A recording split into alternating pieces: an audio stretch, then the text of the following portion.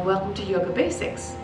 We're going to go through a very basic class today that will touch all the components of a yoga class: the breath, the warm-up, the standing poses, a balance, and then we'll come back down to the mat and do a few seated poses, just for you to get a feeling of what a class might contain. But more importantly, it's not about the poses, it's about understanding how you build the pose within your body. You don't take your body and make it into the pose, the asana. You use the pose or the asana to find your body. So we use the asana to find our body and connect with ourselves. And so that's what we're going to do this morning. We're just going to connect with ourselves. We leave the rest of the world out. Let it do what it's going to do, because we're going to focus inward. And the first thing that we do when we sit down in a yoga class is you'll see everybody cross their legs, and for you that might be really painful, and you'll say, wait a minute, I don't want to do that. I can't do that. I can't sit like that. The easiest thing to do is to sit on a pillow or to sit up, because when you raise yourself up and you put your hips higher than your knees, it makes you more comfortable. And even that might not be comfortable. Maybe you have to sit with your legs out like this, and that's fine too, but you always want to sit up so that your spine is long. And that's one of the things that we've talked about in all the other yoga basic classes, that we have to have a long spine in our postures so that the energy flows. It's like a hose that the water goes through, and if it's pinched or crunched or not straight, then the energy or the water can't flow through the hose. So we start, no matter where your legs are, we usually start in a seated posture with our hips above our knees, and we find our seat, which sounds funny, but you find those sit bones and you sit on your sit bones and you build from the earth up. So what that means is my seat is rooted into the earth, and then I lengthen my spine and I take my head towards the sky, just like a flower or a tree. And sometimes to do that, I need to release my shoulders just a little bit, move around, and that's what we'll do in our warm-up. But feeling your spine like a trunk of a tree, lengthened, connected to the earth, but also lengthened and lifted to the sky. And that might mean sometimes for some people as well that they want to put blocks underneath their knees. That's even better. That helps a lot. So in a yoga class, no matter what the teacher is teaching, you want to make yourself comfortable. And that might mean whatever needs to happen, right? Okay, so now we're going to go inside. We've set ourselves up on the outside, and now we go inside. And going inside is the most important part, because in a yoga class, we play from the inside out, as opposed to regular exercise is out in. In yoga, we connect with ourselves and we facilitate and feel from the inside and let it express out. So that means sitting tall and closing our eyes and going inside like a turtle, pulling your limbs in, or just like that turtle does, inside, pulling your awareness inside and feeling. And that's our gift as a human being, is to feel. Because it's in feeling we can decide whether it feels good or it doesn't, it honors us or it doesn't. So as I pull inside, I'm going to take a few breaths. Inhale through the nose and exhale through the mouth. And inhale and exhale. And one more time, inhale and exhale. And why am I doing that? I'm doing that to release the tension, to take off a few layers of tension off my body. Because the breath, we hold our tension, we tend to look like this. We go to bed at night, we look like this. We wake up, we look like this. So here we are, releasing the tension, And we can really relax on this beautiful spine that we have lifted. And even then, it takes a little bit more of awareness just to feel, what am I feeling? So there's all kinds of breath and exercises we do in the beginning of class. And one of the basics ones is we take a deep breath, we inhale, and then we tighten the entire body. We squeeze tighter, and then we exhale. And that squeezes the tension out of the muscles. Inhale again. Squeeze toes to nose to top of head. Squeeze tighter. Squeezing that tension out of the body, and then release. One more time. Inhale. Squeeze, tighten, tighter. And then release. And then I always bring my hands to my heart, honoring my heart as the true facilitator of my practice, and not my head, but my heart, because my heart is where I feel.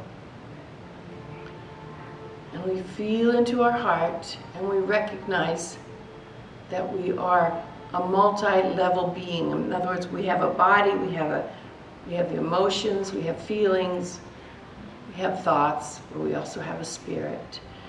So we connect with our heart and feel that feeling, and breathe into that feeling.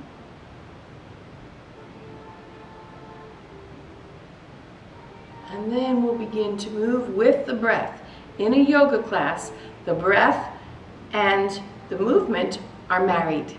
They're one, they dance together. So we hardly ever move without breathing. And the awareness of the breath is essential, and we can hear our breath as it passes over our throat, and that's called the Ujjayi breath. So we inhale, and we take our arms up, and we fill our lungs up beautifully, and then we exhale. And I always liken this to smoothing out my layers, and then I touch the earth and I ground myself. And then I inhale up, and I exhale down.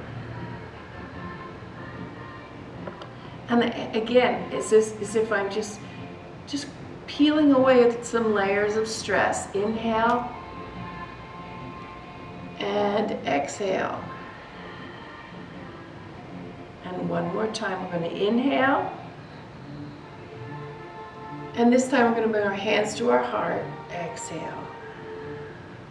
Now in a yoga class, you might do quite a lot of breathing like so. We're going to go ahead and start warming up. So sometimes for me, that means I don't need the blocks. I don't want the blocks right now, but I'm going to go put my hands on my knees, and I'm going to pull my belly in around my spine and take my chin to my chest. And then I'm going to pull my elbows to my waist and lift my heart. So this, again, breathing. Exhale, my spine is rounding. Inhale, my spine is lifting. Exhale, round. And inhale, lift. And I'm going to turn to the side so you can watch this from the side, because it's pretty. The yogis say that a flexible spine is a youthful spine. So it looks like this from the side. We call this rounding and lifting. Exhale, round. Inhale, lift. Exhale, round. Inhale, lift. Let's do this one more time, although you'd probably do this a little bit longer to get that body warmed up, and then you'll come up. And then for the next place, I'll tell the class, put your hands behind you and bring your knees up. And here we're going to take a gentle spinal twist. We're going to twist our legs to the left and look to the right, and then knees to the right and look to the left. And I might need to pull the pillow away for that. And you can do that a few times, just moving opposite, but keeping the spine lifted, because if I drop my spine, I don't get the twist. So that is not the twist. The twist is your spine is lifted. Here. And there. And then there's usually a few other warm-ups that we'll do, perhaps sitting tall, placing your hands by your hips. This looks real simple. It's a little tougher. You pull your toes back towards your nose, Lift your heels off the ground. It's going to stretch the back of your calves. And we want to warm our body up before we ask it to really move. But warming up doesn't mean you really stretch as much as you warm up, because you don't stretch a cold muscle. So I'm warming my body up here, and then I'm opening and closing, just kind of moving. Motion is lotion. And that's how we get the body warmed up with the breath. Okay, then I'm going to go ahead and flip around on all fours. This is a really important component of yoga basics, and it is the cat-cow tilt. So this is called a neutral spine, and I have a stack, a shoulder, elbow, wrist, always a stack, shoulder, elbow, wrist, hip on top of knee. This is neutral, where my belly is pulled up. I have a flat back. And then I'm going to tuck my tail under and pull my head in. This is called the cat stretch. I'm pushing into my hands and my knees. That's rounding that spine. Then I'm going to lift my tail, shoulders away from the ears. This is called cow. And we really want to get the cat-cow going here. Because again, motion is lotion, and the hips. The motion starts in the hips, and the last thing that happens is the head. And I breathe. Rounding and lifting. Exhale, round. Inhale, lift. Exhale, round. Inhale, lift. And there might be lots of variations that we would do with this, but for now I'm going to show you one of my favorite, downward facing puppy. I keep my tail in the cow tilt, and I walk my hands out here to stretch my shoulders. Now maybe my shoulders are tight, so I'm only going to go this far, or maybe not. Maybe I'm working into the breath or breathing into the tightness, but I'm definitely staying relaxed. And I'm not forcing, but I'm lengthening my spine. Pressing my hands into the earth, I'm lengthening and breathing. And then moving my body side to side. Feeling my way through this. And if it doesn't feel good, then I don't do it. That's called that downward facing puppy. Now I can notice that my hips are still on top of my knees. Now I'm going to drop my hips back to my heels, which might be comfortable for some, but might not be for others. And if that isn't for you, this is the child's pose. You can always put a pillow or a blanket here, and it helps you in a child's pose. And you can also put a block right here, because this is an important place to be able to go in relaxation, is the child's pose. Whether it looks like this, or whether it looks like this. But we always come to the child's pose, because that's a place where we come to rest and to regroup and to integrate and to feel what we've just done. So we might spend some time in a child's pose, but again, we're getting warmed up. So now we're going to walk our hands out. I'm going to start my first downward facing dog, placing my hands into the mat, pressing the pads of my hands into the mat, and I start with a cow tilt. I lift my tail, push in, and I really open those shoulders. I look to my navel. Now, since it's my first one, I'm going to pedal my heels. Everybody thinks that the downward facing dog means you have to have straight legs. If I have straight legs, I'm going to lose my cow tilt to a cat tilt, and I want to bend my knees so that I can really lengthen the spine. So it's not about the straight legs here, it's about bent knees and lengthened here and relaxed shoulders. I breathe, I look to my navel, eventually my heels start to work their way, but this is a good place to get warmed up. And then we'll stay there for a while, and then I'm going to drop to my knees, and I want to get my back going the opposite way. Inhale, arms out and up. And for me, I have to make sure to tuck my tail under into a cat tilt. And I'm going to grab hold of my elbows and pull up and in and lift to my heart. So here my bowl, my pelvic bowl is very level. I can't be pushing my tail out. I have to tuck it under and pull up here, because the back bend happens only from the waist up. The back bend doesn't happen in the lower spine. So we keep here or maybe here to breathe and feel, or maybe it's here. But whatever it is, you're pushing your tail under and pulling the pubic bone up. Breathing here. Feeling. Not forcing. And then maybe the other side. Again, I have to tuck that tail and pull my heart up, whatever that is. And then I might need to come back down here to a child's pose after to give my back a rest. Breathing. And I'm going to move on here. We're going to come to a standing position. And from here, we're going to do some half sun salutations. So I always, in my yoga practice, build from the ground up. I don't want to start up here. So the first thing I do is connect with the earth. I pick my toes up and I place them into the earth. And yeah, I'm a little wobbly, so that's normal. So I ground into the earth. I connect to the earth. And in doing that, I squeeze my thighs together without tension, because we've talked about the cat-cow tilt, and squeezing the thighs will ground you into the earth. You rotate those thighs out. Pelvic bowl is level, belly's lifted up. I'm building from the ground up. I'm going to take my shoulders and roll them up and back so my heart's lifted. And my chin is parallel to the floor and my face and jaw relaxed. And then we just feel, close our eyes, and find the balance, find the center. And usually you go like this, because just like riding, learning how to ride a two-wheeler, when you're training wheels and you're, where's center? And you start to find center and then you lose center. But finding it within side first and then finding that balance. Lifting your head finally to the sun, and there it is. The balance of up and down. Breathing. Without straining. We never strain in yoga, but everybody tries to strain in life. And this is why the practice is so good, not to strain, but to feel. All right. So this is called mountain pose, and this is the foundation of all standing poses. This feeling of being rooted and yet being lifted and balanced.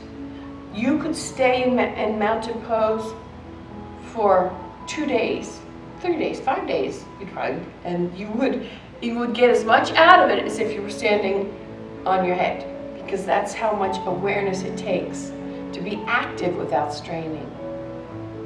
All right, we're going to move on then. You open your eyes, and we're going to take our arms out and up. And lifting up, I have to pull my belly up to support my arms now. And then I'm going to take a side bend. So I'm going to take my right arm down and my left arm over. Reaching over. Now I don't collapse here. Remember, I always keep everything long, and I breathe.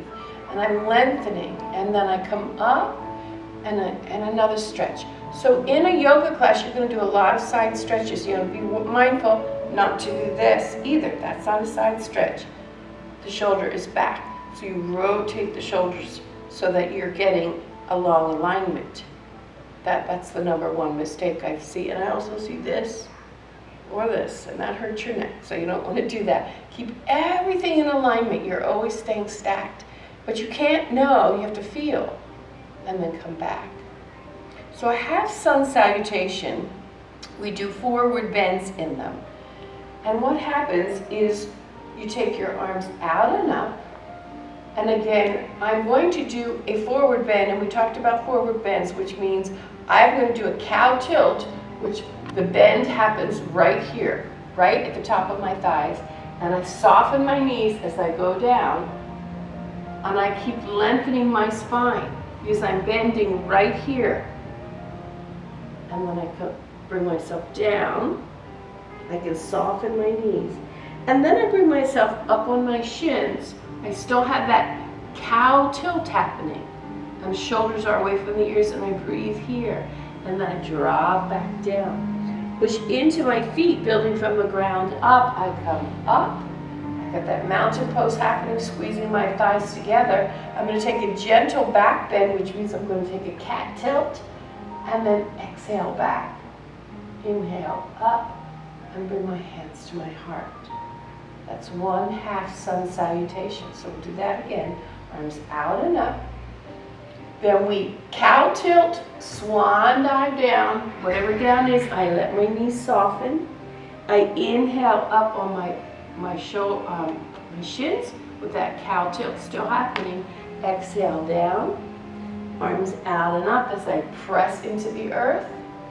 Sometimes I'll put a cat tilt and a back bend there, depending on what the teacher asks for, or how you're guided. And so that's 2 half sun salutations. This gets your body really warmed up. It's a great thing to do in the morning. One more time, arms out and up. Swan dive down, cow tilt. Cow tilt as I come up on the shins and down, and arms out and up. Take a gentle back bend, I cat tilt, and up, and hands to heart. And I breathe, and I feel, and the energy's going. So you might do 3 of them, you might do 10 of them, but nonetheless your body, it moves every joint in your body, and that's what's so great about half sun salutations. Now we're going to do a couple versions of a full sun salutation. My back is warmed up. I've got the back bend and the forward bend going. So I'm going to do this nice and slow, but so we can just watch how it's done. This is one version of a full sun salutation. Arms out and up. I'm very aware of my mountain pose. I cow tilt and swan dive down. I inhale up on my shins. Remember, breath and movement are together. 1, exhale down. I'm going to step back with my right foot and then my left foot, and I'm going to come into my downward facing dog. Breathing here, letting the energy flow and not strain. And then I can come to what's called a high plank position. Now here I am, shoulders on top of the hands. That might be too much, so you drop your knees, but I still have to keep my belly up and in. Now I'm going to lower my body to the earth, and the key here is to keep my shoulders relaxed, but my elbows right by my body, which initially, until you get some upper body strength, is the challenge. Here we are in a low cobra. So however you get your body down, just do it gently. Low cobra is my elbows are pulling back to my waist. My chin is tucked under. My heels are pressing towards one another. I don't want to strain. I can almost lift my hands off. Low cobra might be here. Eventually you make your way up to a higher cobra, but there's no contest. It doesn't matter where your cobra is. What matters is that your elbows are in and not out. This is the most important thing. So I come to my cobra and I breathe. And if that's too much, I can come to a sphinx pose. Shoulders on top of elbows, chin tucked under, head goes towards the sky. And I'm here. All right, and then we bring our hands back down right by our chest. That's really important that your hands are placed by your chest when you're pushing back. And I can either go to my child's pose, or if I'm feeling a little bit more rigorous, I can go to my downward facing dog. But I'm breathing. And then I can walk my feet up between my hands and then just allow myself to have a meltdown. My knees are soft. Then I push into my feet and take my arms up, out, and hands to heart. And breathe. Now you could do 5 or 10 of them and you would get a great workout. Some of the yogis in their practices do 108 of them in a day, in a practice, and that, needless to say, that's intense, But that's how wonderful just that simple sun salutation is. Now I'm going to add some lunges, and I'm going to have you get an understanding of what does a lunge look like, especially from the side, because it's really important. And we do lunges in Yoga Basics, but I'm going to use my friends, the blocks, because initially, sometimes you don't have the flexibility to get your hands to the floor. All right, so here we go. There's another version, arms out and up. And then I'm going to swan dive down with that cow tilt. And I bend my knees as much as I have to. This time I'm going to place the blocks right by my feet, because I know I'm getting ready to step back with my right foot. And I put my hands on the blocks. Now my knee has to be right on top of my ankle. And I can drop my back leg, and this really gives me support. What I don't want is this. I don't want my knee past my foot. I might want to bring my foot out further. In fact, it's better to put it further and have that knee back a little bit. All right, and we stay here, but the thing is you want to start to work the lunge here, and eventually you work it here. But I have to really pull in my inner thighs together, and eventually it's here. But in order to get this here, this has to be really strong. So don't try to lift your arms until your lower body is stable. And then we bring our arms down, and we bring that left foot back. And then we can either go to downward facing dog, or child's pose, or downward facing puppy. And then we're going to come through to a high plank position like we did before, which is shoulders on top of the hands, and we lower down, and then push the tops of those feet on the earth, and push up. Try not to keep the elbows out, keep the elbows in, belly up and in, whatever up is for you. But eventually your back will accommodate. And then we're going to drop back down. Be patient and compassionate with yourself. We'll be back to child's pose. And then I'm going to grab my blocks, because I'm going to get ready to bring my right foot forward. I always have a party and I say, right foot, you're invited, but I might have to help you. So here we are. Foot comes out.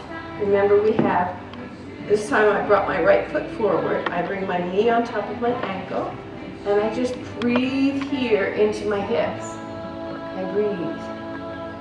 I feel. When I feel secure, I can bring it here. When I feel secure, I can bring it arms up. And I breathe and I feel.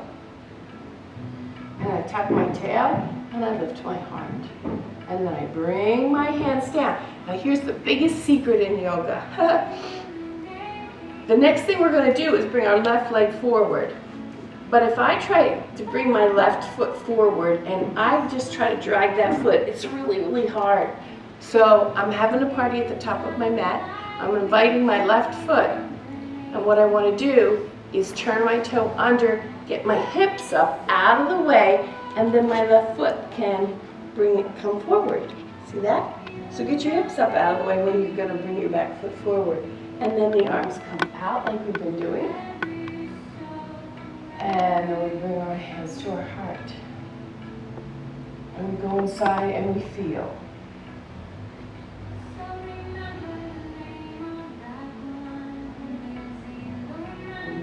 Just feel. So that's what a half sun salutation is and a full sun salutation. Now I'm going to go through just a couple of standing poses so we can put them in, but to get still the understanding of the balance, starting it from the earth up. So sometimes we do what's called Warrior One. And the best way to see Warrior One and to understand Warrior One, Virabhadrasana One, is that everything's in alignment. So I'm going to begin by stepping back with my left foot. But when I do that, I want to bring my heels in alignment, but I want to bring my hips front. So that might mean taking this left foot over a little bit, so I'm like on railroad ties, or turning the left toe towards the front. So here I am. I have to find my foundation. I pick my toes up and I place them into the earth. I'm going to move these blocks. I find my foundation. I pretend I'm squeezing my thighs together. My pelvic bowl is level, and I bend my right knee. So I have my stack. I'm pushing the back of my left foot into the earth, and my spine is long. Remember the pipeline. Pressing in here, I have my foundation. Once I have that, it's the same principle. I take my arms out and up. This is Warrior One. Warrior One means that my hips, chest, shoulders, face are all facing the same direction. Here. I'm strong. My muscles are hugging the bones, but I'm not so tight that I'm fighting.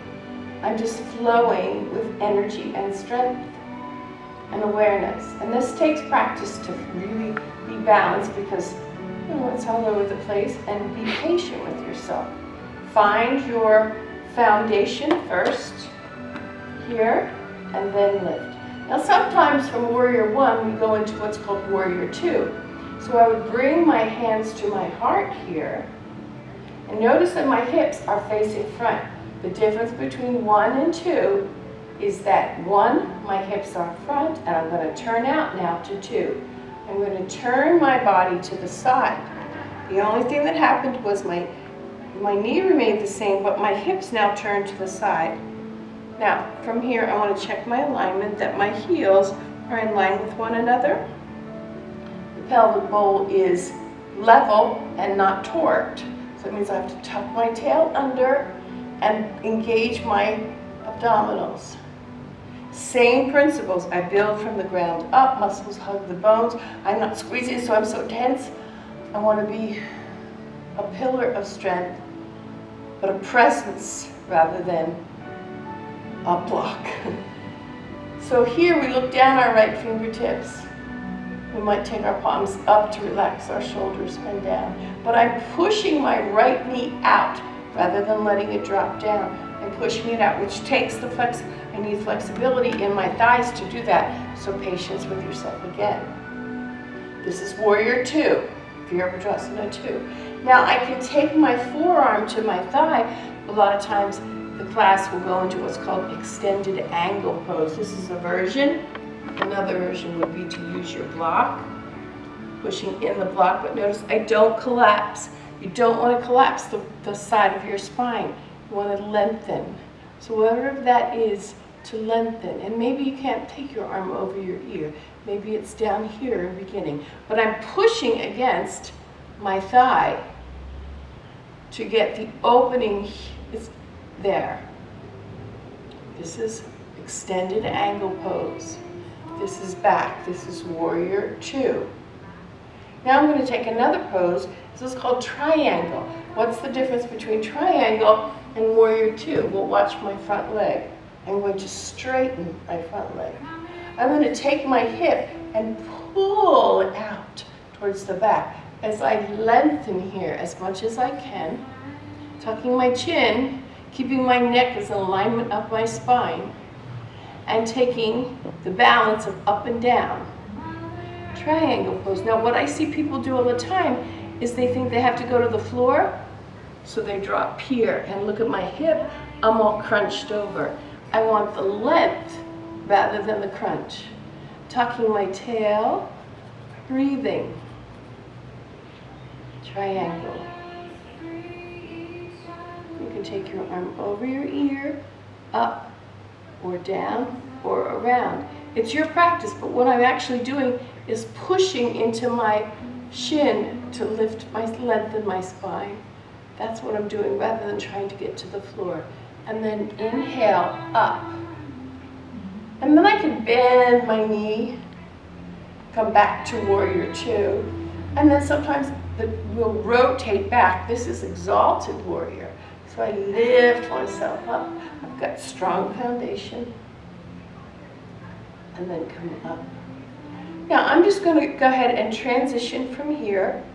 I'm going to take a forward bend. So my feet are parallel at this point, and the bend happens right here. And I'm going to place my fingers behind me in what's called steeple mudra, or I can place my hands here. But the point of it is that my spine is long. So I inhale, lengthen, press into the earth, and I bend at that same spot we've been bending the whole time. Right there, 90 degrees, breathing. I've got a cow tilt happening. And I might use my block to place my hands down as I drop myself down. Cow tilting and lengthening down. And then I find the balance between forward and back on my toes. And I breathe here. Or I can take my hands out, use the block, however you use or need the block. And then I'm going to bend my knees to come out of this, to press into my legs and pull my tail under and stack my spine again. Feeling the earth. And now we'll take the whole thing on this side, other side. So here I am, warrior one on this side. Warrior one, hips are front, chest, shoulders. I press into my back leg, there's my strength. If my knee is soft on my back side, I've got no strength here. Pressing down, stacked on the front. Inhale, up, warrior one. And I breathe. And then I bring the hands to the heart. And I turn out to the side, and that's warrior two. And I'm kind of going through this a little bit quickly so you get more of the names of them, and you see the difference. So warrior two, and then I can come lengthen down with my knee bent, and that's extended angle. Remember, you could use the block here. But it's always stacked. Look at my knee on top of my foot. Back leg is strong. And then inhale, press up. Now I straighten my front leg. I lengthen here, and this is triangle. And I might hold each of these poses for a minimum of 5 breaths. Just going through it a little bit more quickly now, so we're identifying some of these poses. And it's not about perfection, it's already perfect. Inhale, we press up and bend the knee and take the exalted. It's about feeling and moving the energy in your body. And then come up. And then I'm going to go ahead and face the front. And I'm just toe heel my feet in. So we're going to do one balance pose, and then we'll hit the floor. Not literally. That's pretty funny. Okay, we won't literally hit the floor. We'll do a balance pose though. This is called the tree pose. The tree is exactly what it is. We're going to have roots and a trunk, and then reaching up. So I press in to my left foot and I turn my right foot out. Now I'm nice and warmed up in the hips now because I've done all those warriors. I find something to focus on, and I might just put my foot right here on my ankle. And as I squeeze my inner thighs together, I bring my hands to my heart. And then I take my hands up if that's available. But what I don't want is this. I got it. You want to relax and pull that belly up. One of the other a little bit more advanced is to put the foot on the calf and find the focus and breathe. You might spend a long time just finding the balance there. Or more advanced, you'll see people to start to take it all the way up, and different versions. And then you do the other side. Pressing into the other foot for balance, turning it. Finding that dristi, which is your gaze. Hips are open now because we've done the other practices. Or maybe you just keep the foot down, and we stay detached from the outcome. Because it's not about a performance, it's a practice. And a wind comes and blows, and you pull it back up and in. And we breathe. You have to be able to breathe in the posture. If you can't breathe, you're trying too hard, and that's a no-no in yoga. It's a no-no in life. Trying too hard, straining. And then we bring it back down. So the practice is, yes, physical, but it's also awareness of, am I judging myself? So there's lots of balance poses that we can do in a Yoga Basics class. That was the tree. There's the eagle and the dancer's bow and all these different ones, but I'm giving you just the idea that when you balance from the earth up, and you have to be equally grounded as well as lifted.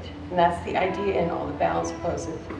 Okay, now we're going to start to come back to the earth in a gentle way. And I'm going to show you some belly practices first. And I've already explained the Sphinx pose, because we want to try some of this, getting our back used to bending. And we want to be careful not to have this going on, but more push into the elbows and shoulders down the back. Breathing here. Now that might be too much, so your first back bend might look like this. But I still keep my heels pressed towards one another to strengthen the back. Now one of the other things that we learn to do is called a locust pose. Locust can be with your chin on the floor, your hands down by your side. And you can either lift one leg off the floor and stretch it to the back and drop it down, or the other leg stretch it to the back and down. Eventually you'll learn to do both. You might just spend a while with one leg and the other leg. And eventually you'll be able to lift the head and shoulders. Notice my head is not pinched, it's tucked under. You might eventually then begin to lace your fingers and be able to take more of an opening here. But whatever it is, honor yourself. That's locust, and your hands, I'm going to hold that for a while. Then I'm going to put my hands by my chest and push back into my Buddy the Child's pose. Because my back says, ah, and it feels good.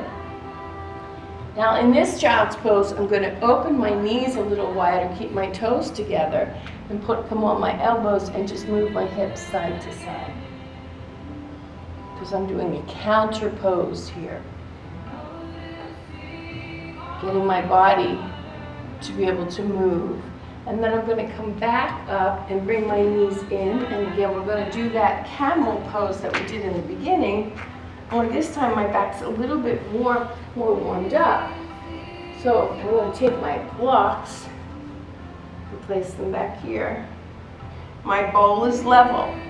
My back bend happens from the waist up. So here's the difference. This is what it looks like. This is what a camel pose looks like. I tuck my tail, I lift my heart, and then eventually I take one or both of my hands to my feet. But that's pretty darn deep. So for a beginner, nope, we're going to do a variation of that. But this is what you'll see people do, thinking that they're bending their back. They're going to go for their heels, but watch, they're going back like this, and they're not really bending their back. Everything's right here. They've created an angle where a true back bend is, this is stable. This is the tree trunk. I push my bones forward in my hips, tuck my tail, and lift my heart. And maybe all I can do here for the first 10 years of your practice is to tuck your tail and place your hands on the block. And keep pulling up here, but make sure you can breathe. Or you might take one hand on the block, or you might take one hand up. But it's not back there, it's lifted. And eventually you make your way back, but you don't get a gold star when you go there. Let's try the other side. Lifting up, tuck your tail. It's perfect just the way it is. And then we come up, we inhale, we come up, make sure you can breathe. And then we come back down to a child's pose or a downward facing dog. Now this time I'm going to do a downward facing dog so you can look at it one more time. It's upside down V, long spine, breathing. It's my resting point. Lifting, pushing into the mat, and then I come up on my toes and I come back down. All right, now it's time for me to do a couple seated postures forward. So I know I'm going to sit on my pillow, so take a forward bend. It's good for me to sit on my pillow, and I'm going to bring the soles of my feet together. Placing my hands on my ankles. This might be really intense. Your knees might be up here, and that's fine. We're not trying to strain or push. But what you are going to do is a cow tilt here. So we inhale up long, so it keeps my tail lifted in the back of my spine long, and I try not to collapse. So I'm breathing here, and I'm feeling, and I'm lengthening, and I can feel my muscles, but I move on the exhalation. I inhale and lengthen, and I exhale and fold. And I inhale and lengthen, and I exhale and fold. And then I can pull up and butterfly my legs, but I'm not straining. I'm just lifting and notice my heart is lifted. And if my heart isn't lifted, I pretty much look like that. Eventually, sometimes for the stretch, you might take it all the way over. Breathing into the sensation. But again, you don't want to give yoga a bad name. It's not about being a pretzel. It's about being aware and feeling. So I can feel this. Now I need to take a counter pose. So I'm going to bring my knees up. And one of the more gentler poses I want to do here is a twist. So I'm going to take my right arm across my thighs and take my left arm out. And I'm going to lift up. Remember, I've got to have a long spine. So I inhale and I grow tall, and I exhale and I move. I inhale, I grow tall, I exhale, I twist. I might take a block and place it right on the back and push into the block to make myself taller. So keep twisting and moving. But I lengthen on the inhalation and I turn on the exhalation. And I lengthen and I twist. And one more time, I lengthen and I twist. I don't twist like this, and I don't twist like this. It's always the long spine. You never twist a spine that is not long. And I come back to center, and I take a breath. And I feel what it does. That's my key, or my cue. So I'm going to have my block ready on the other side. And you could do this on the floor as well. There's lots of variations of it. Taking my left arm across and my right arm out, I inhale, grow tall, and I exhale, and I take a twist from the waist up. My hips don't twist. Inhale, grow tall, exhale, twist. Watch, it's not my shoulder, it's my spine. Inhale, grow tall, and exhale, twist. When I can't go any further, I place my hand into the block or the floor, and I continue to grow tall and twist. Inhale, grow tall, and exhale, twist. 2 more times. Inhale, grow tall, watch, and exhale, twist. Last one. Inhale, grow tall, exhale, twist. And then we release that and come all the way back, and we can feel that. And just take a moment to feel. Okay, and there's lots of positions that we do in a seated, and sometimes this might be too high, but there's all kinds of movements we do, and the poses that we do are designed to make our hips loose so that some of those other poses aren't quite so intense. You could have a straight forward bend, and that brings your arms out and up, and I should have a little pillow here, and I can bend my knees, but the most important thing is I bend my knees and don't try to keep my legs long, because if I do that, then my forward bend is going to look like this. And remember, I want my forward bend to be a long spine. So here it is, here, and I'll bend my knees so that I can cow tilt as opposed to keeping my legs straight and rounding my spine. And look what happens to my forward bend. It's not happening. You can also put the blocks underneath your knees to support it, and that really helps. And you sit up on that little pillow, but you sit on the edge of the pillow here, not on the whole thing. And that's going to push your hips forward as well. And you inhale up, and you bending, exhale forward. Inhale, lengthen, exhale forward. Inhale, lengthen, exhale forward. And at some point I can drop my hands to my shins, my ankles, and I continue to breathe. And I continue to follow through and feel. And that's going to deepen my stretch here in my hips. If I go here, it becomes much more about my hamstrings, which little by little you can work that in. And eventually, sometimes you might totally round over, but that changes the whole focus of the practice. So it's always, what am I feeling? That's what the question is, what am I feeling? Now from there, often in the yoga class, we're winding down and we're going to come on our backs. So when we come on our backs, we come down, yep, and we bring our knees to our chest, and we grab hold of our knees and we move them around, which feels really good. One direction and the other. Just moving it around. We spend so much time in a seated position.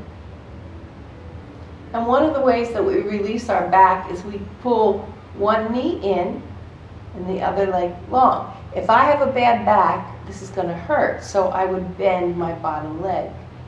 And I can actually pull in. Or if my back is okay, I'm going to take the back of my straight leg and push it to the earth and pull my knee in, breathing here. I can scoop my belly. What does that mean? It means pull the navel back to the spine, pull the elbows to the waist, and lift my head towards my knee. But if I'm straining my neck, that's no good either. I can take my hand behind, or I can engage my belly and make sure it's my abdominal that is lifting and I'm not straining. And then I can take it back down and switch legs. So we bring that left knee in and the right leg stays long or bends if you have a bad back.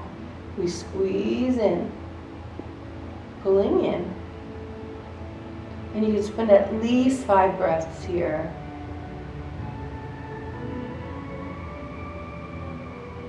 And then I scoop my belly in and lift my head to my knee, which is massaging my internal organs, your spleen, your intestines, lifting and breathing, and then I take it down.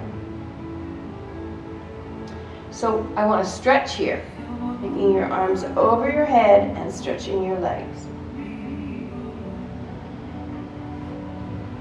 Now, I'm going to bring my arms down, and we're going to do what's called bridge pose. Now, bridge pose means you walk your feet right to your buttocks, and your shins become perpendicular to the floor. And again, I stack my knees on top of my feet. I'm going to cat tilt, so watch my hips.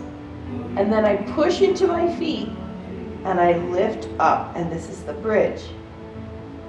And the bridge might need support, so if the bridge needs support, I can put a block under my sacrum, right there to support it until I get strong enough to hold it myself, or you continue to work that. Eventually, you'll bring your hands behind you and really bring the shoulder blades in together, pushing your bridge. Your bridge is that your heart is higher than your head, but that you're pushing your knees out to the ceiling, because that's lifting my hips up. And this is definitely, you have to feel, you take it to your edge, but not to a place of pain. And we breathe. This is the bridge pose. And typically speaking, you hold this as long as it's comfortable or as the teacher guides. And if it's not comfortable and the class is still there, you come out of it. The thing with this is you're not on your neck, you're on your shoulders. You want to be real careful that you're not on your neck. And don't turn your head side to side while you're here. And we come out of it by dropping down one vertebra at a time. And it's really yummy. Take it slow. And then we bring our knees back up and move it around. So one of the things that we almost always end a class with is a spinal twist. I'm going to do a really straightforward spinal twist here. I take my arms out to the side. I'm going to extend my left leg and keep my right knee up. I'm going to take my left hand and grab hold of my knee and keep this left leg long and strong as we just twist like it's a pretzel. That this is a pencil, the bottom leg is a pencil, and you twist over. I'm not yanking, I'm very gently guiding. And I'm looking to the opposite direction.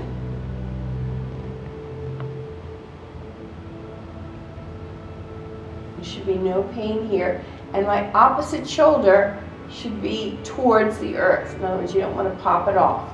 We'll show it on the other side. So now I bring my left knee up and my right hand guides. Now watch my shoulder on this side. It should not pop off the earth. If it does, like so, I've gone too far. I want to keep that shoulder towards the earth and looking. Now if that's too much, put a blanket or a pillow under your shoulder because you should be feeling this, a nice twist here, not the shoulder tweaking. What it is stretching the chest, definitely, but there shouldn't be any pain. And that's the basic spinal twist, reclining, but there's lots of versions of that. But it's always that you are looking in the opposite direction that your knee's going to and that you're not torquing. Always about where's my body. And then we usually finish that up, coming back, taking a deep breath, and then we prepare for what's called Shavasana, final relaxation pose. Now for me, in Shavasana, I'm not real comfortable with just flat out. Some people can lie like that. Now we let the toes drop out. Everything's soft. Sometimes people need something under their head. But it's a great thing, if you can, to place something under your knees, support your lower back. And that way I can let my feet drop out. Oh, that feels good. I want to check my shoulders and my jaw to see that they're relaxed. Because everything that we did up to this point in the class prepares us for this. Everything is releasing the body so that we can go into a deeper state of stillness. And so we've released all the tension from the body, and now we do the opposite. We let the muscles fall away from the bones like jello. And we just breathe.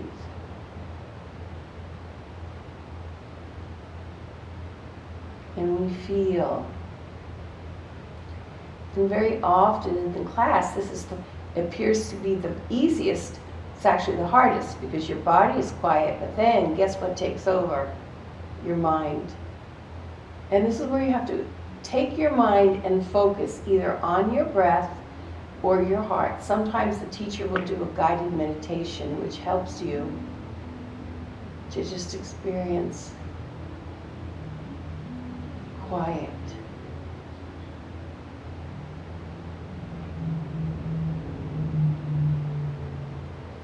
Watching your breath. Be still and know that I am.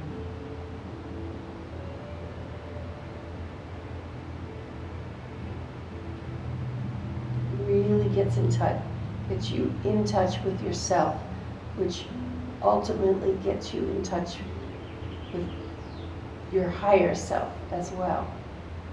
Now, we stay in Shavasana anywhere from 3 to 7 minutes, sometimes longer, which is really yummy. But for now, you start to bring yourself out, move your fingers and toes. And we're going to draw our knees to our chest and bring ourselves back very slowly. And then we usually roll on our sides in the fetal position. The teacher will guide you to do that. And you stay there for a few moments, taking it slow. And then we push in to come back to where we started, all the way back to where we started, where I put the pillow underneath my hips. I find that comfortable seated position, whatever that is. I stay interiorized, lifting my tail behind me lengthens my spine. And I've completed my practice, and now I'm ready for meditation or for my day. So we always honor practice, bringing your hands to your heart center and wanting for the world peace. And peace will happen in the world when peace happens within ourselves, which is why we practice. We feel and honor that peace within ourselves. We practice gratitude. And then we always say namaste. And people ask, what does namaste mean? Namaste means that the spirit in me, my soul, my spirit, bows to your soul and your spirit. So we end the class by chanting Om sometimes, Om, and then we say Namaste.